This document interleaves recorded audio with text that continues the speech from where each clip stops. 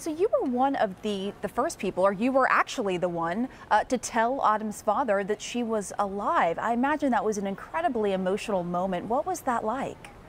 It was incredible for me to be able to give that information. I have a 16-year-old son myself, so being able to call him, he was actually taking a nap at the time.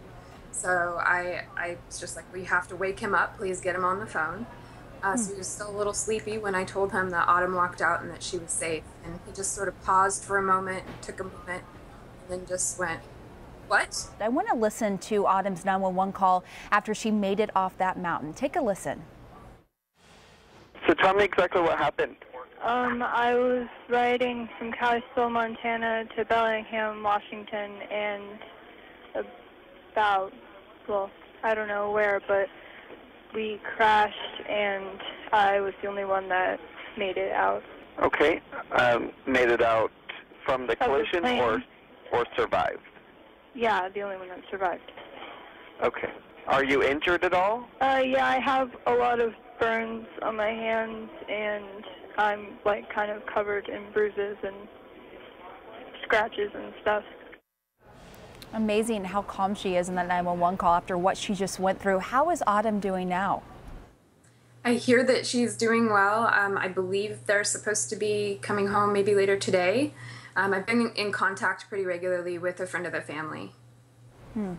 So if you would bring us up to speed on the search for this aircraft, are rescuers still hoping to find her grandparents alive? And I imagine Autumn's story is helping with this search.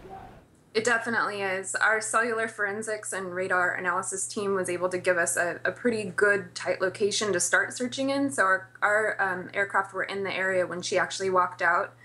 Her information was able to help us narrow it down even further.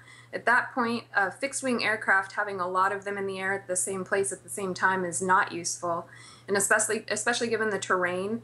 At that point, it was much better to bring in naval aircraft. They helped with the search yesterday evening, and then this morning it's been picked up again. We have a couple of Civil Air Patrol planes flying, as well as the Snohomish County Sheriff is sending out a helicopter. And we heard Jessica in that 911 call. She said that she believes she was the only survivor. Is there any hope for the grandparents at this point? You know, at this point, we don't have confirmation one way or the other. We know what she said, but our hope is to get out and just assess the situation once we're out there and find out for sure.